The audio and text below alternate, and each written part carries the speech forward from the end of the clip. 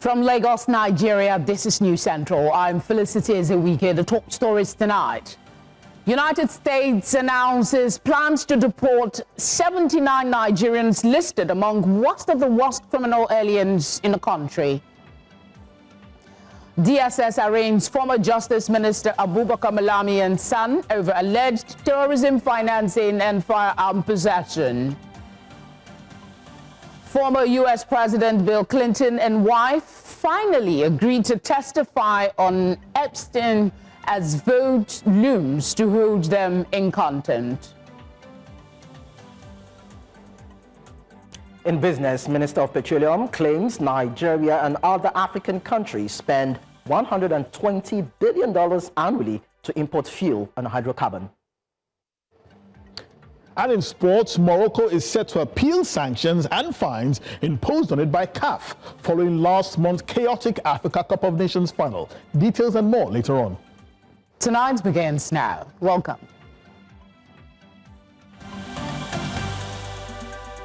Thank you for being here. The United States Department of Homeland Security is set to deport 79 Nigerians tagged as worst of the worst criminals.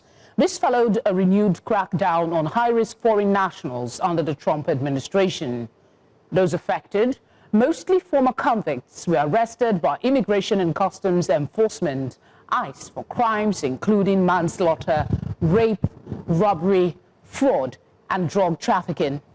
Named on the list are Bernard Oreteko, Boluwaji Akingosoye, and others.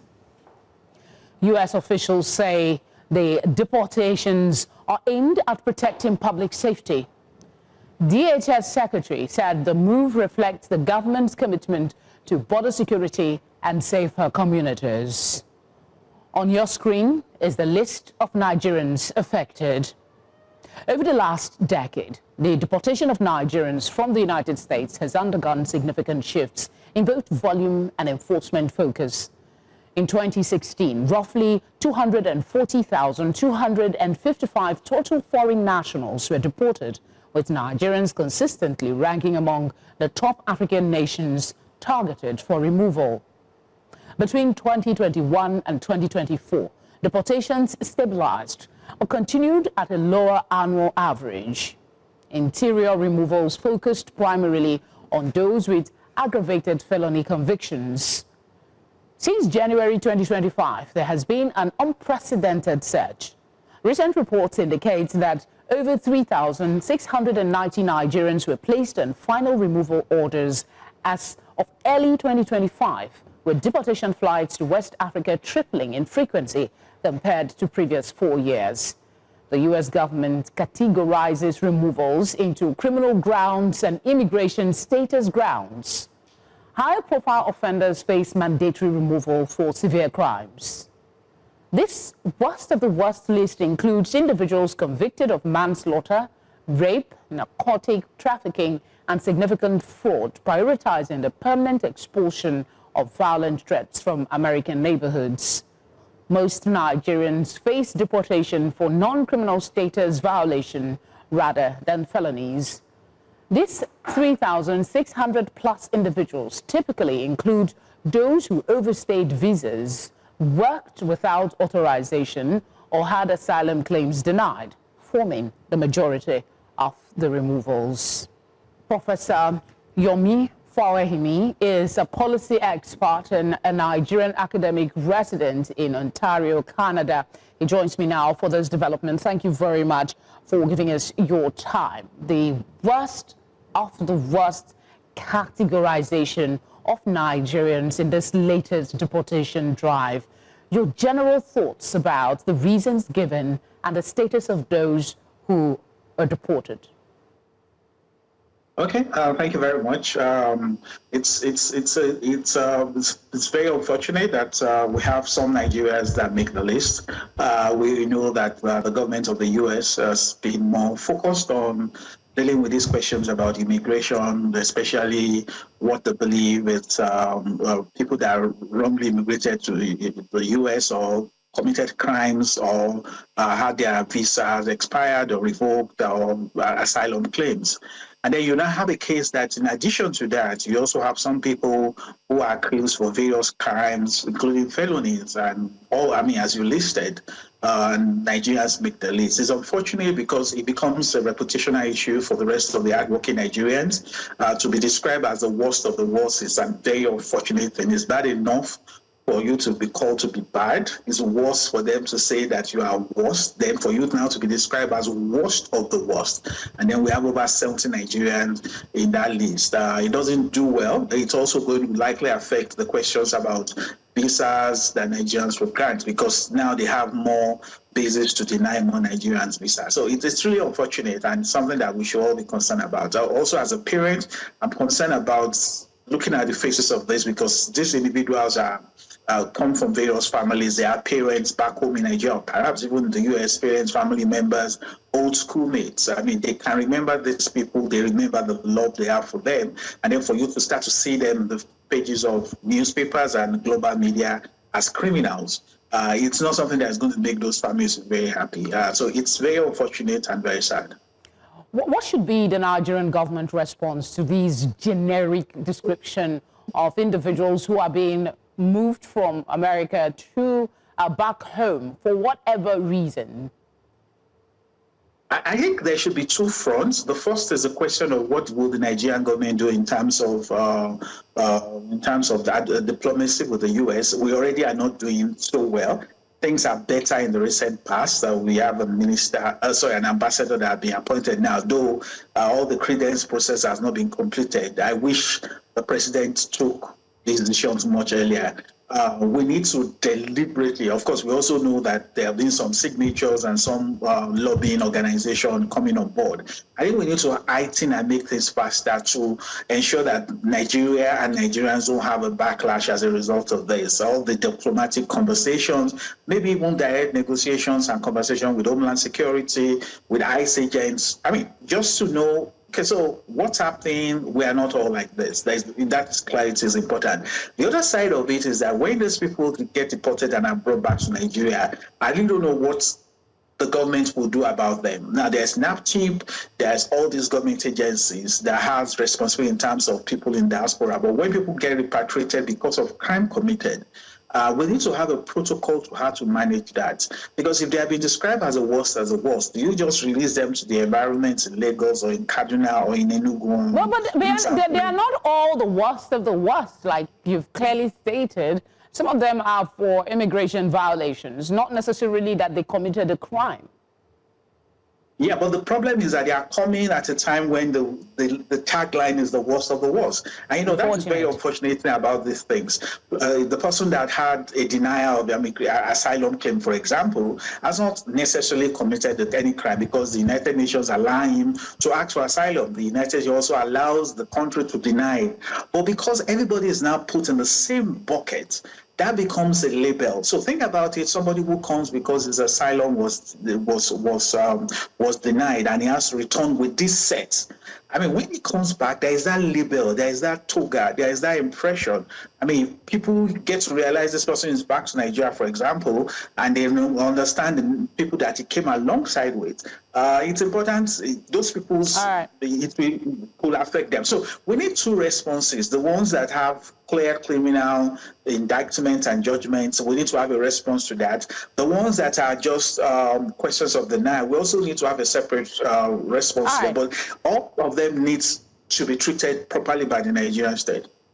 Let's look at the broader implications, for not just for Nigerians, but for the American society. We know that Nigerians constitute a huge number of the workforce there. And current information is that some of them are going into hiding as a result of the immigration work that Trump is doing.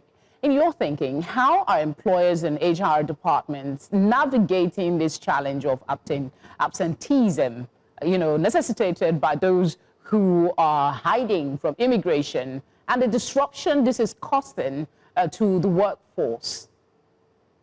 Okay, great question and very, very important question. Please note, the question about hiding is not just a workplace issue. There are also people not going to classes. Based on the report we have seen, there are students not attending classes. There are people that are just generally afraid and are not leaving their house. So beyond the workplace issue, there's also the mental health situation where somebody is hiding because he's afraid.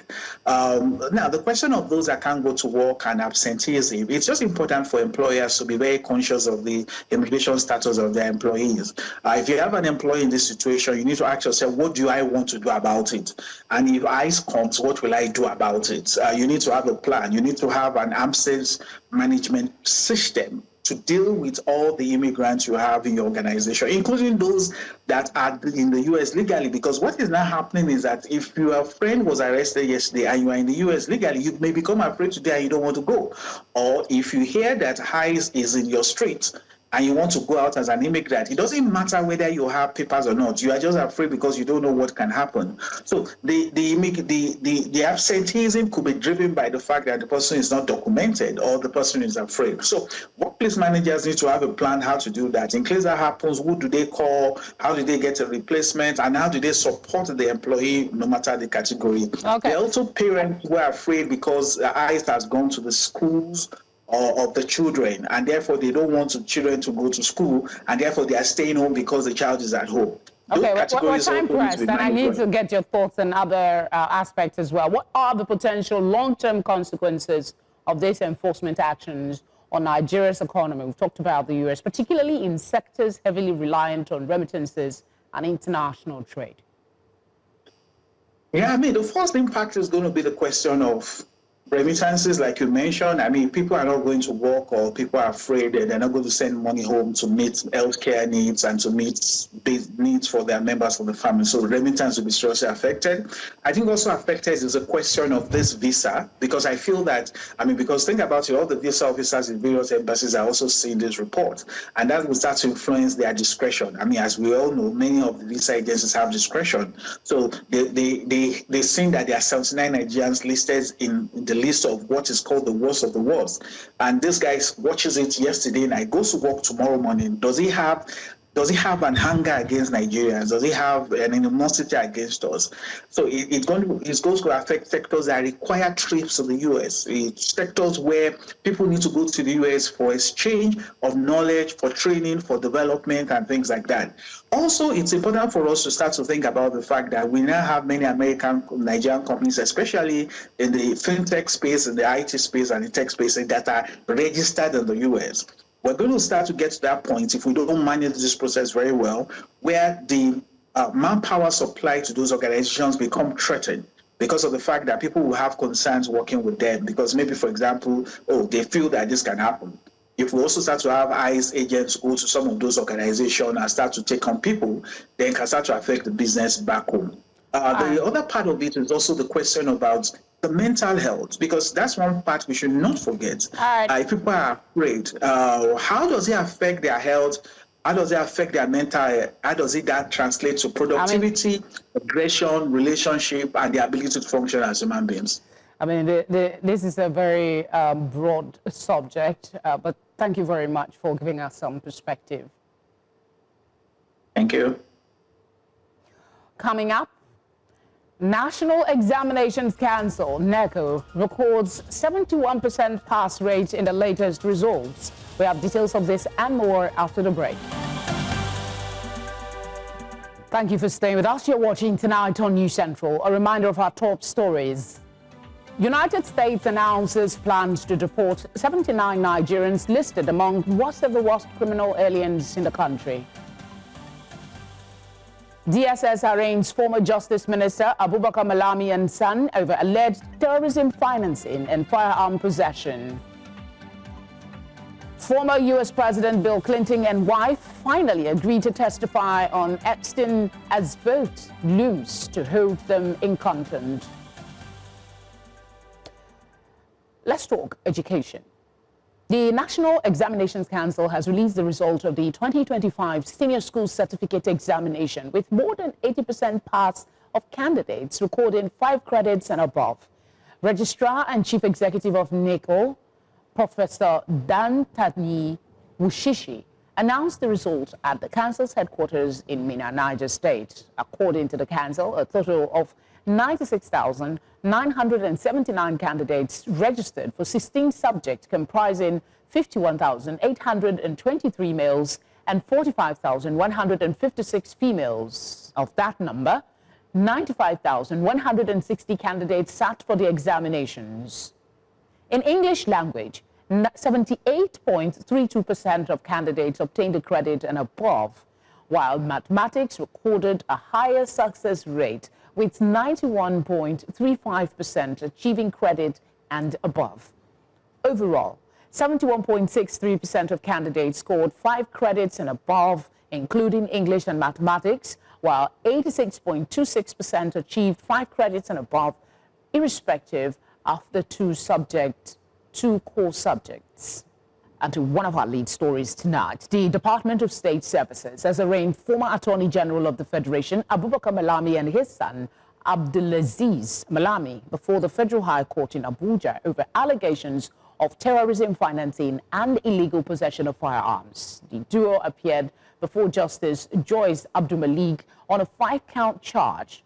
Both defendants were also jointly charged with unlawful possession of firearms. They pleaded not guilty to all charges. The court adjourned the matter to February 20 to hear the bail application and begin trial proceedings.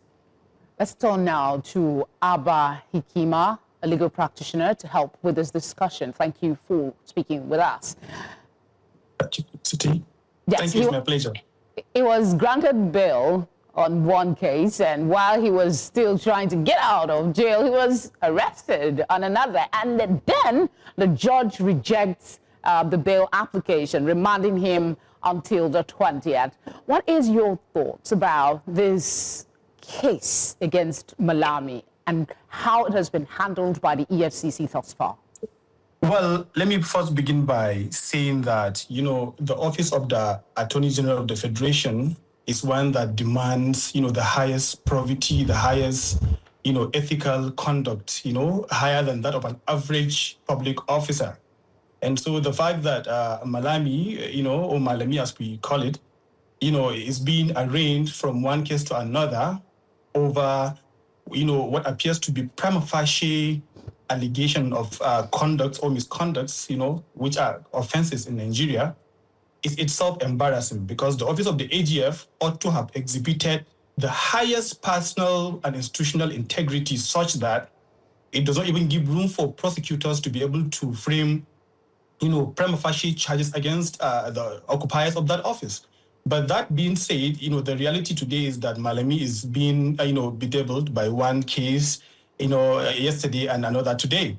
It is embarrassing, even though I feel, the case he's facing currently of terrorism financing and, in accordance with the Terrorism Prevention Act is somehow politically charged. Not to say that Malami has not done anything wrong or he has behaved himself in the way he should as an occupant of that very highest office, like I said, but because, the way from what is publicly available, the case ought to have come under the Firearms Act, because if you possess a firearm, without license, as the charge read, which I saw on the internet, of course, assuming I've read the right thing, then, that charge ought to have come under the Firearms Act, of the 1950s or 1960s, but not actually under the Terrorism Prevention Act, and then also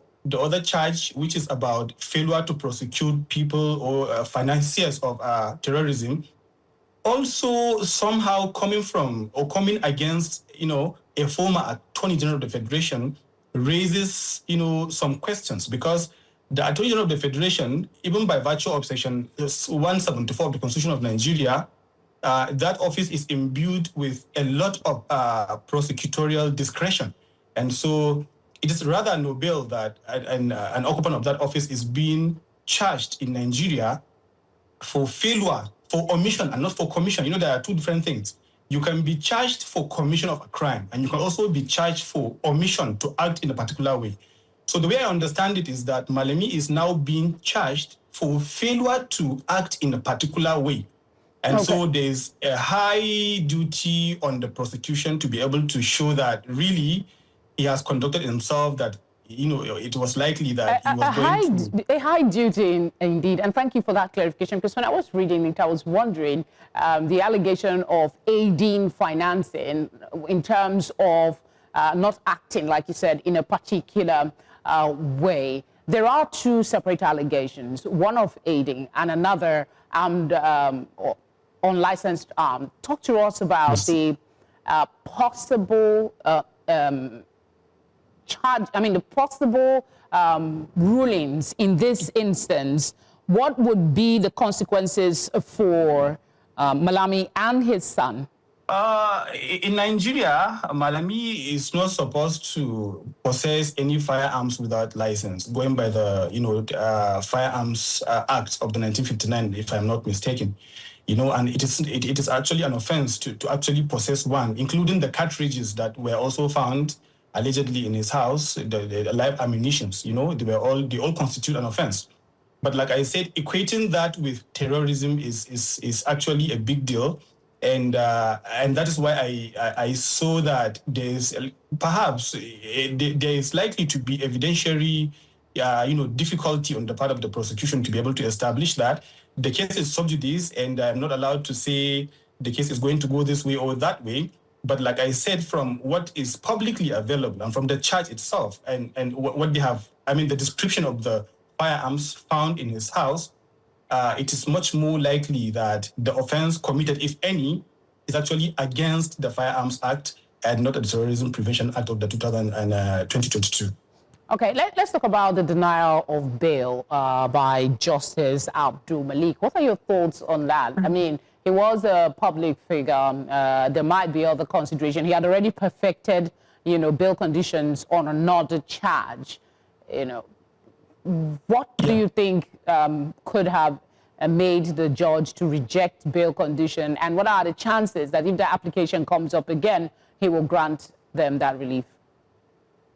First of all, it is important for Nigerians to understand that the charge against Malami is actually against the Terrorism Prevention Act, and it's actually a huge one. It is a felony, because the sentence, if he's eventually convicted, is going to be above 7 years, and that's what we call felony. It's likely even going to reach even 20 years or more.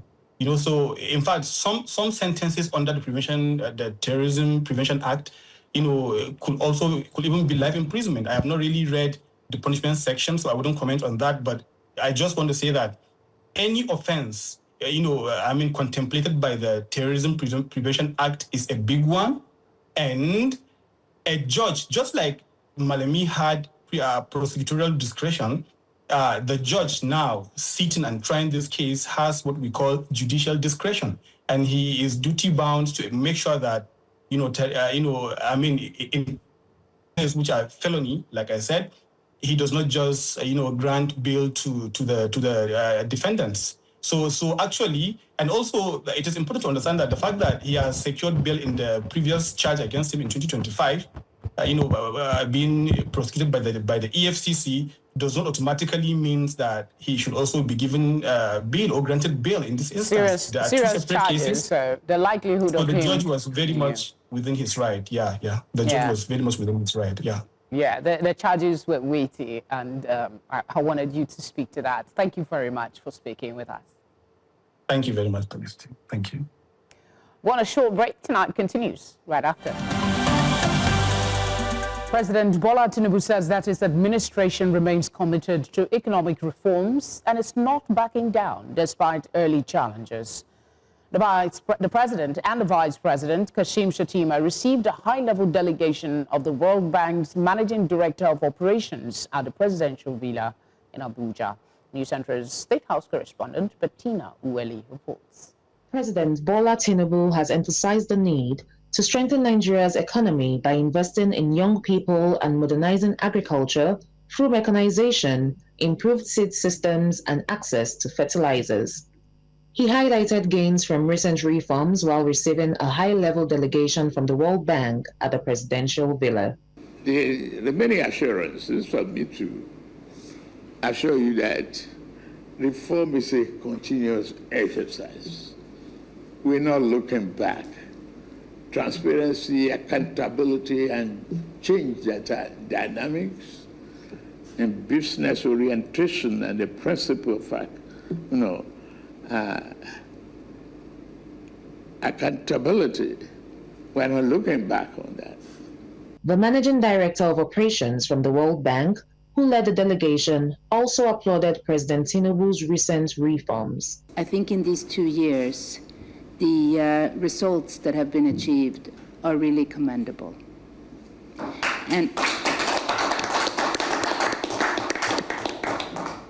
And what I have particularly appreciated and followed, if I may also add, is your steady direction that you communicate to the people of Nigeria, as well as outside of Nigeria, of the importance of the reforms. We are moving towards your target of a 1 trillion GDP economy, hopefully by 2030.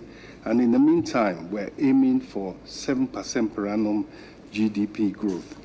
The World Bank has been witness, amongst others, to all the macroeconomic measures taken to remove distortions, stabilize the economy, and now consolidate. And of course, the rating agencies, amongst others, have recognized the progress made.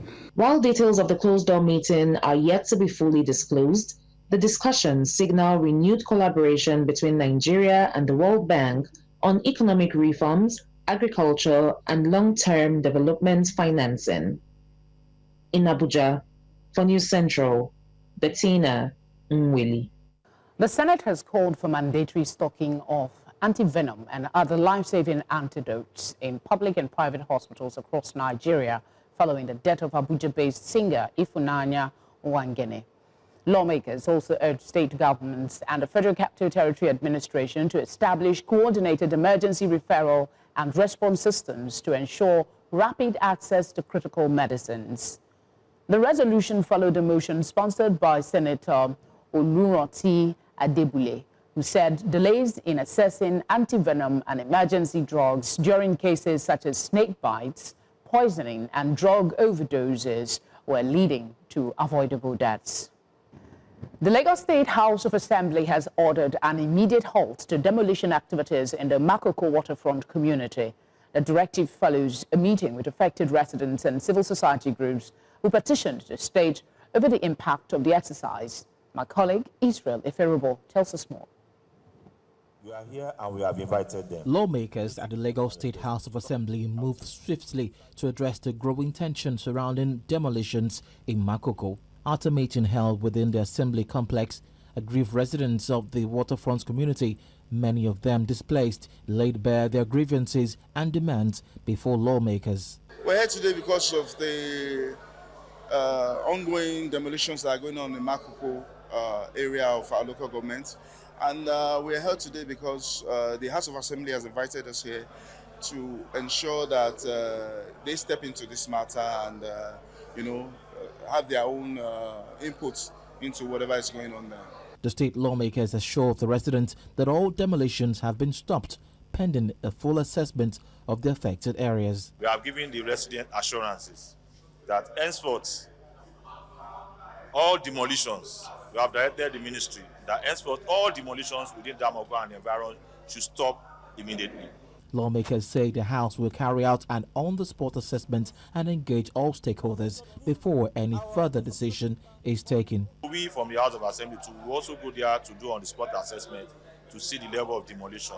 They promised to set up a task force that will look into the the matter, and we have appealed to them that the residents too should be duly carried along. I want to see the list of those that are within the task force. We want to see the list so that we'll be sure that the residents are duly involved in it.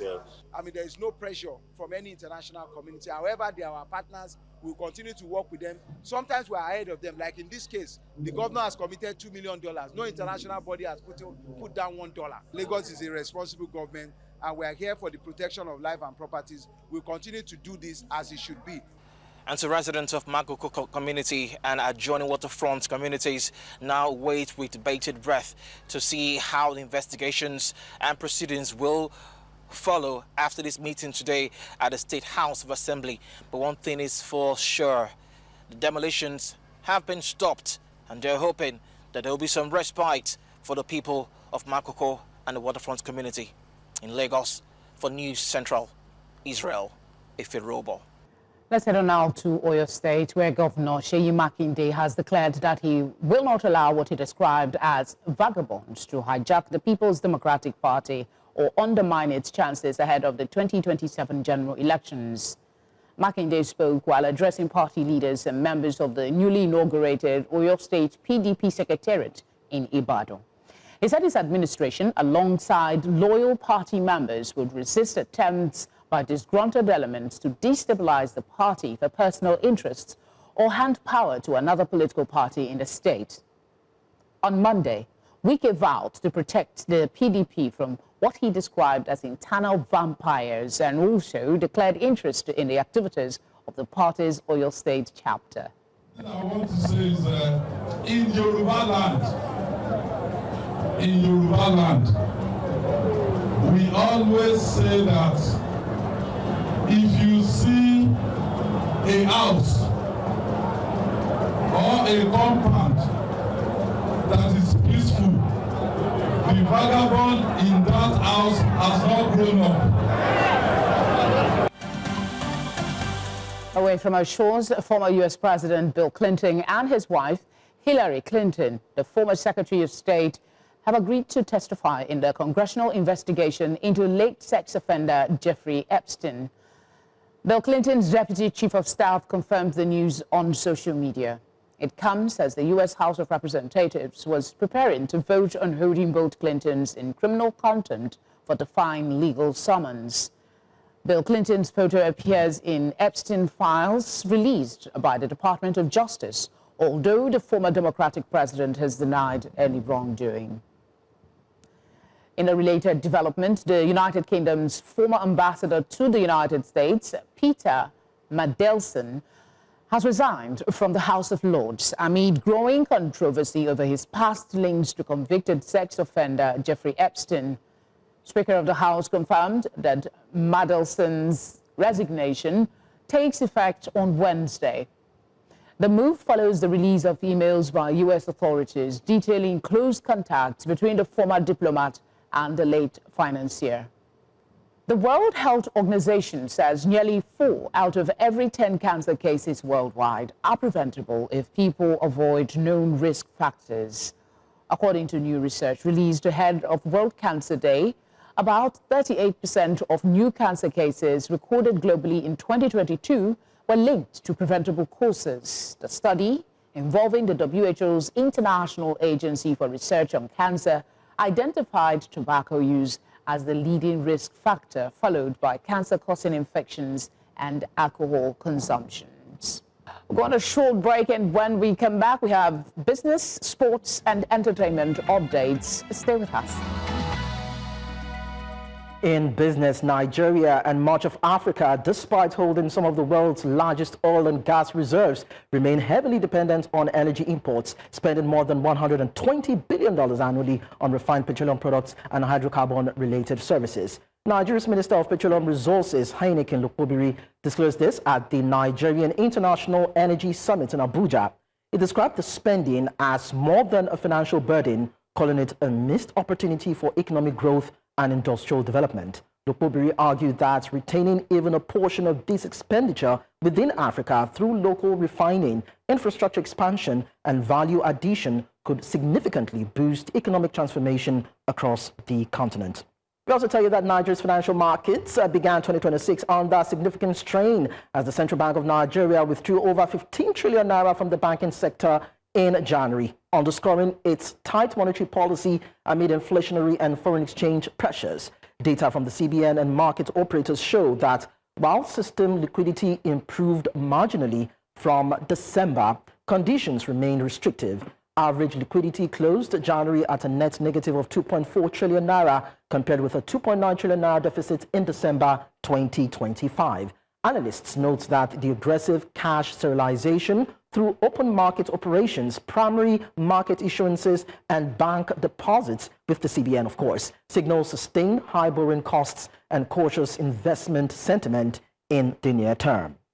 And about the stock market, we see that the market regained upward momentum as the All-Share Index rose 0.31% to close at 165,901.57 points, lifting market capitalization to 106.49 trillion naira, supported by renewed buying in select sectors. Now, we look at sectoral performance, starting with the banking industry that advanced 1.32%, driven by strong interest in heavyweight stocks such as GTCO and Zenith Bank. Insurance also declined 1.32%, reflecting sell-up pressure in counters like ICO and Cornerstone. Oil and gas slipped 0.17%, with subdued trading in Seplat and Owando. Consumer goods eased 0.23% as activity in Nigerian breweries remained muted. Industrial goods gained 0.69%, supported by renewed buying in cement majors. And of course, that's about it, as we noted in the markets. That's it on business. I am Lekon Obanjo.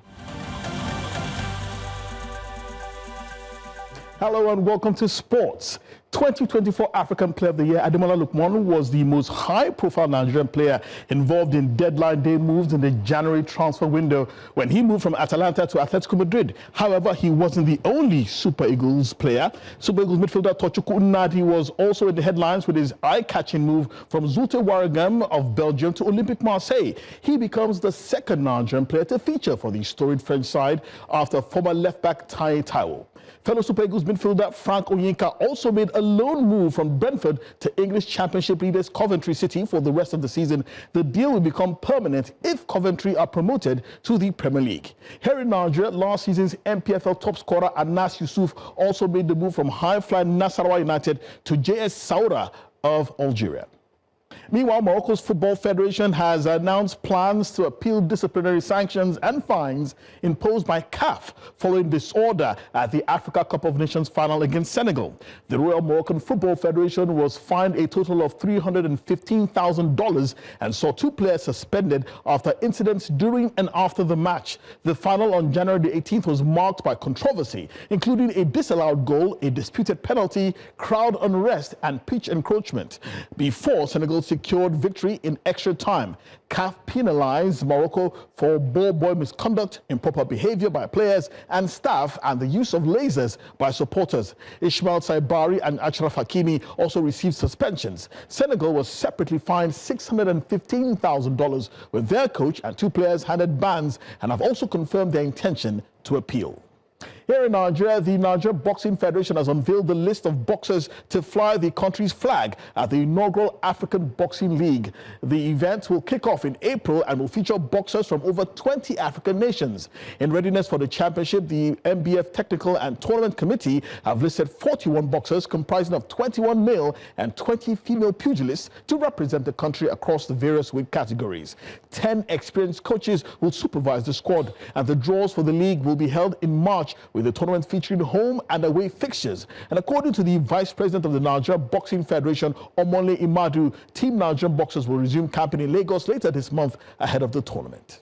And finally, in athletics, Nigerian sprinter Grace Nwokocha has taken an important step in her return to competitive athletics, opening her comeback with a convincing win in the women's 60 meters at the Washburn Open in Topeka, Kansas, in the United States of America, nearly 3 years after serving a doping suspension. The Nigerian sprinter clocked 7.67 seconds to win her heat comfortably, signaling a positive and confidence-boosting start to her 2026 indoor season. The race marks her first major competitive appearance since regaining eligibility and provided early evidence that she is gradually settling back into top-level competition.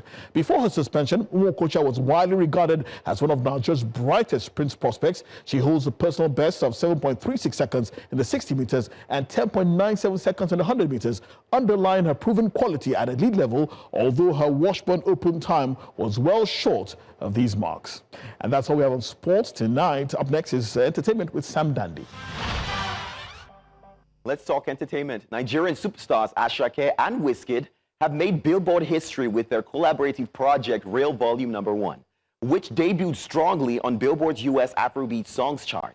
Now, the release ranks amongst the highest charting collaborations by Nigerian artists in the category, further cementing Afrobeat's growing influence in the U.S. market. Charts data also shows that Asake and Wizkid now hold the record for the most cumulative entries on the U.S. Afrobeat Songs chart. In another milestone, Real Volume number 1 debuted at number 6 on the Billboard World Album chart, making Wizkid the first African artist to chart for 7 consecutive years. What can I say? Big whiz, right? Let's move from that one. This one's, of course, a lot of sad news. Legendary gospel singer and worship leader Ron Kenoly has died at the age of 81.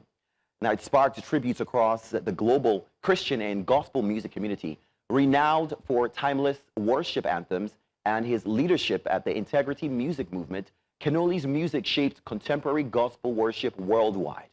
Religious leaders, musicians, and fans have described his passing as a major loss to gospel music, praising his decade-long influence, ministry, and commitment to spreading faith through music. Well, that's some sad news, but those are the biggest stories in entertainment. I'm, of course, Sam Dandy. Just before we draw the curtain, a quick reminder of our top stories. United States has announced plans to deport 79 Nigerians listed among worst of the worst criminal aliens in the country. DSS has arraigned former Justice Minister Abubakar Malami's son over alleged terrorism financing and firearm possession. We also brought you news that the former U.S. President Bill Clinton and wife have finally agreed to testify on Epstein as votes loom to hold them in contempt. We'd love to hear from you. Please share your feedback using the number showing now on your screen, or you can do that by following us on all platforms at News Central TV. We're live on DSTV channel 422, GoTV channel 23, Star Times channel 274, Avo TV, and on YouTube. Catch all the live programs on these channels.